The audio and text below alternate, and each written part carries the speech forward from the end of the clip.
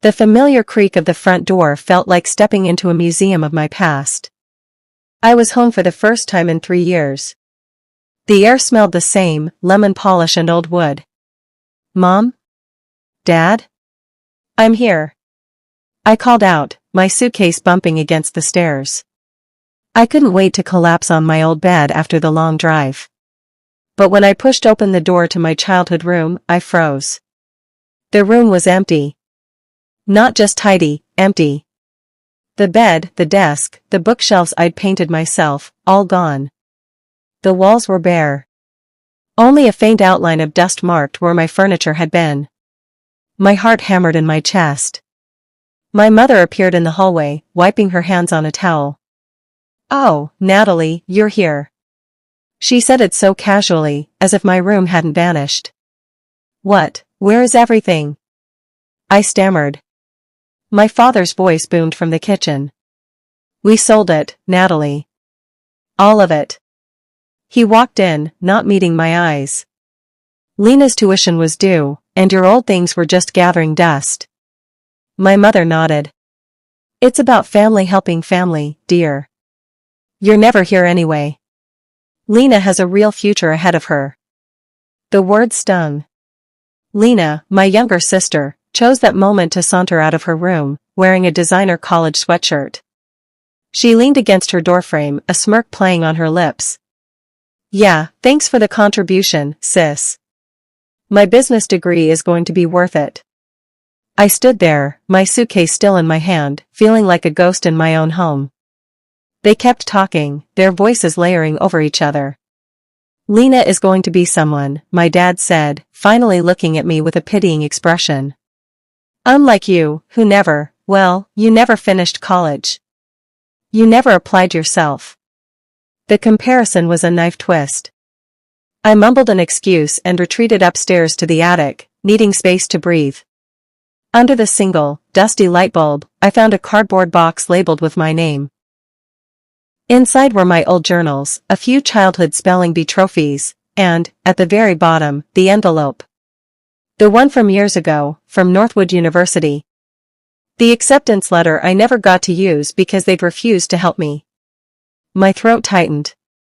Then I noticed newer boxes, also with my name. I opened one. It was full of financial papers. On top were the records for my childhood savings bonds, the ones my grandmother had given me for every birthday. The cashed-out stamps were dated just last year. I carried the box downstairs, my hands trembling. "You cashed my savings bonds?" My mother's face tightened. Lena needed spending money for her semester abroad. "She's family, Natalie. We do for family." The coldness in her voice was worse than any shout. I looked from her stern face to my father's resigned one. The weight of their dismissal finally crushed me. "So am I whispered, and walked out the front door, leaving my suitcase behind. I checked into the first motel I found, a dingy place with thin walls and the smell of stale smoke. As I sat on the scratchy bedspread, the dam broke. I cried for the lost room, for the stolen bonds, for the parents who saw me as a backup plan.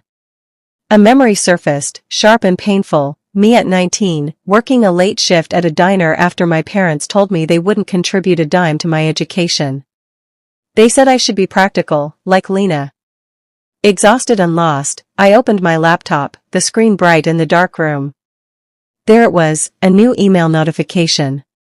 The subject line made my breath catch, final round interview invitation, Northwood Research Fellowship. They never knew I kept studying. After they cut me off, I took online courses while working 2 jobs. I connected with Dr. Evans, a kind professor from my abandoned community college days. He let me volunteer in his lab. While Lena was partying on my cashed-out savings bonds, I was analyzing data. While she was buying designer clothes, I was writing research papers. Dr. Evans let me publish under the lab's name to build my portfolio.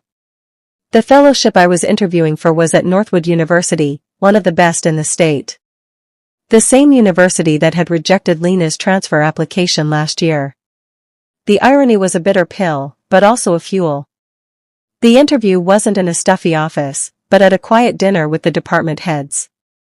I wore my only good blazer and tried not to be nervous. They asked about my research, and for the first time, I talked about my work without shame or apology.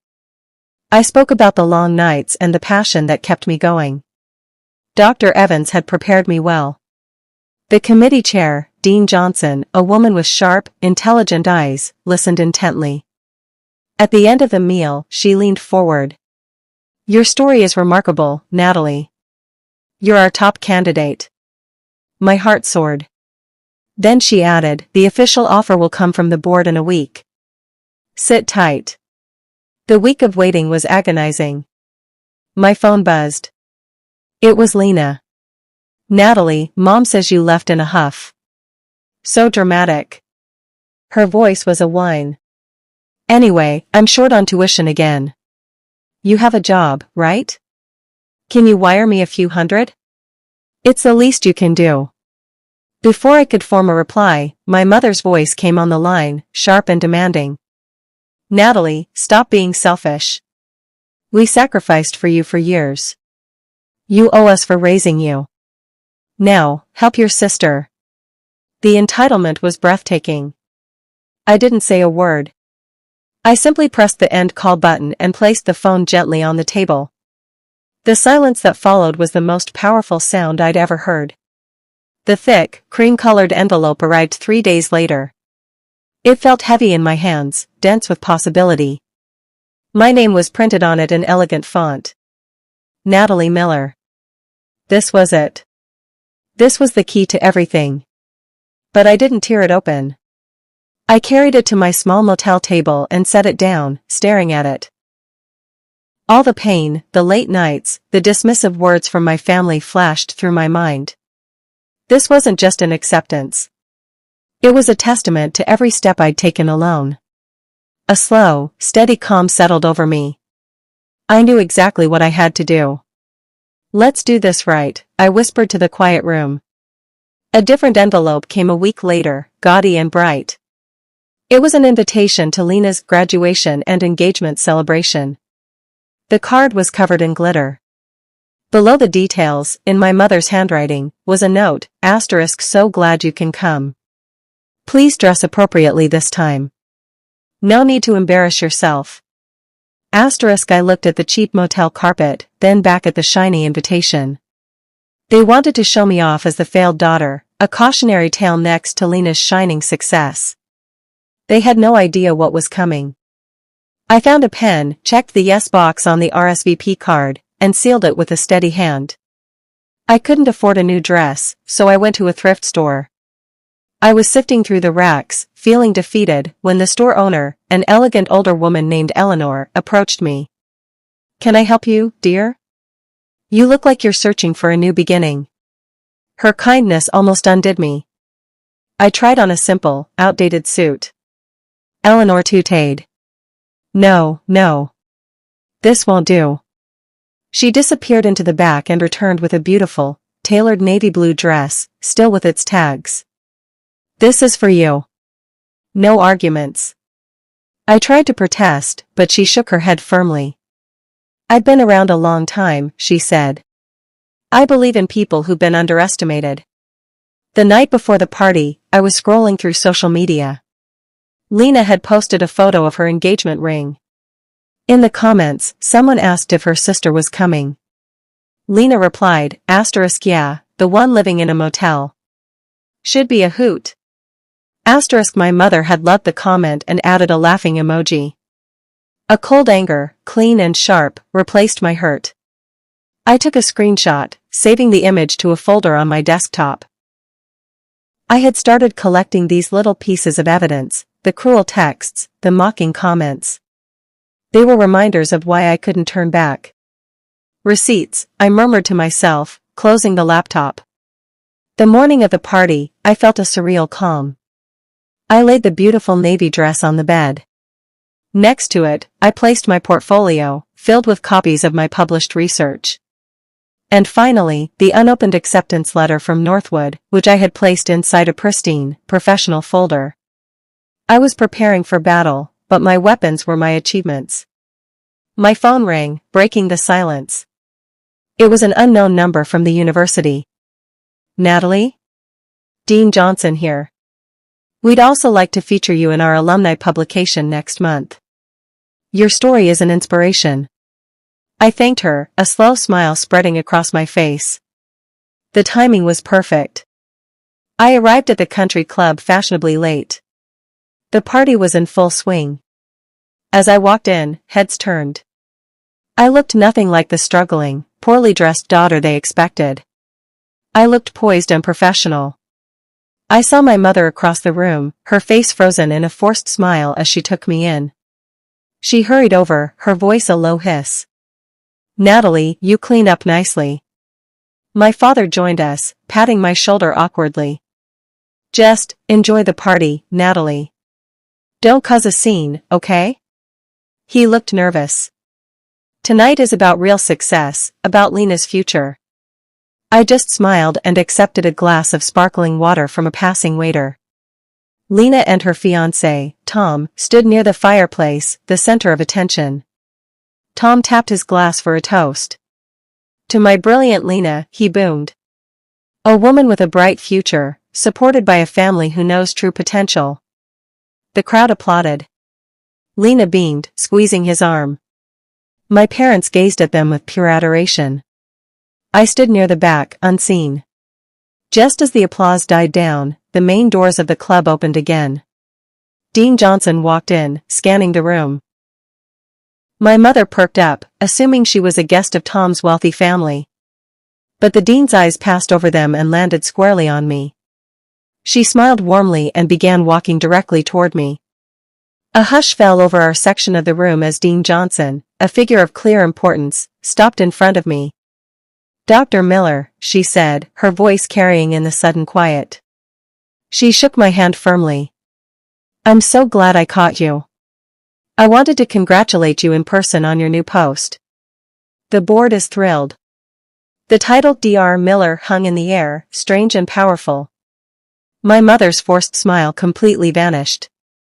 Dr. Miller, she whispered, her brow furrowed in utter confusion.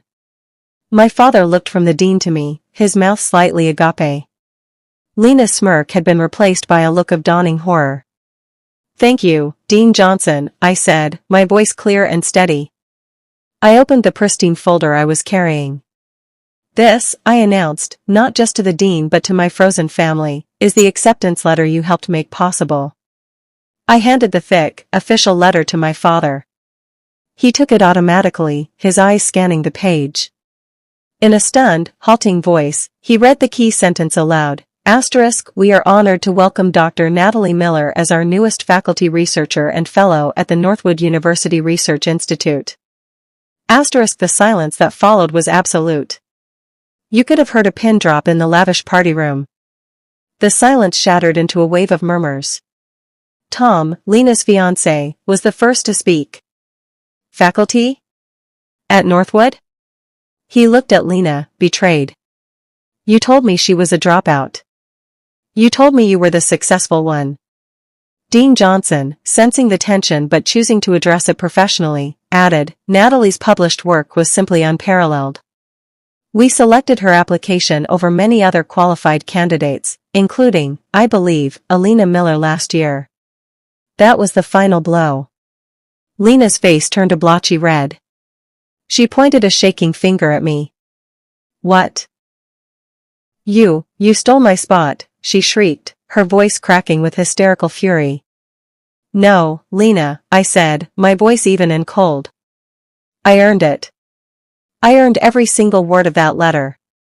Every night you were out partying on my cashed-out savings bonds, I was studying in a library that never closed. Every time you bought a new dress with money meant for my future, I was writing another research paper. I turned to my mother, whose face was a mask of fury and shame.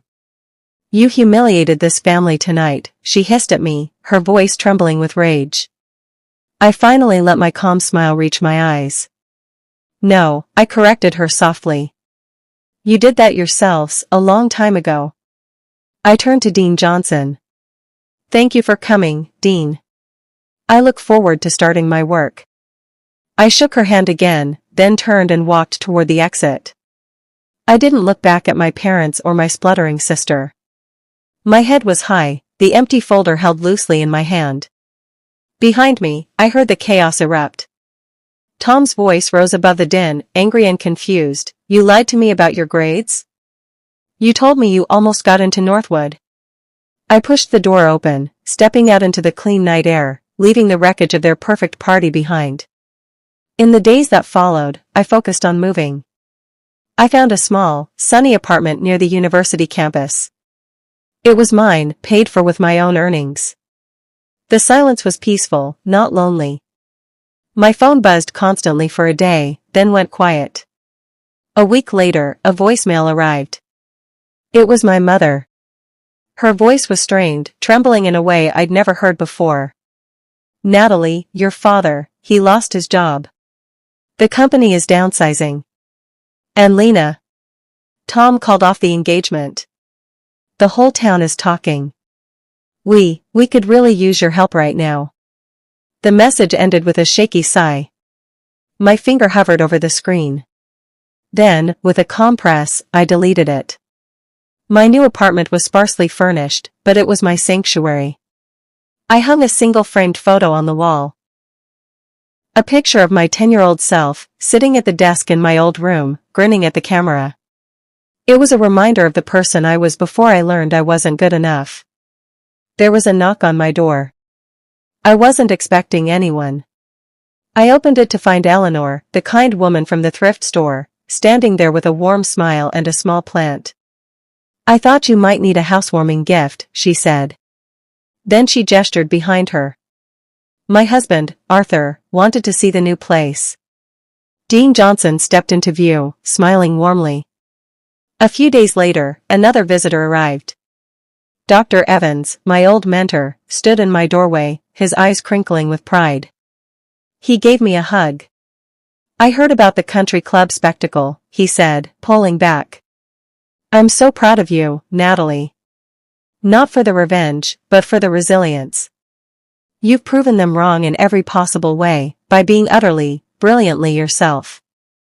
We talked for hours about my new research project. As he was leaving, he handed me another envelope. "This came for you at the lab. I thought you'd want to see it." I opened it. It was an invitation to give the keynote commencement address at the university, Lena's alma mater. Months later, I stood at the podium, looking out at a sea of graduating students and proud families. In the very back row, I spotted my parents. They sat silently, their postures stiff, unable to meet my eyes. I spoke about resilience, about defining your own worth, and about the quiet strength found in libraries and late nights. "People might tell you that you don't have a place," I said, my voice clear and strong. "They might even try to sell your room out from under you." I paused, letting the words sink in.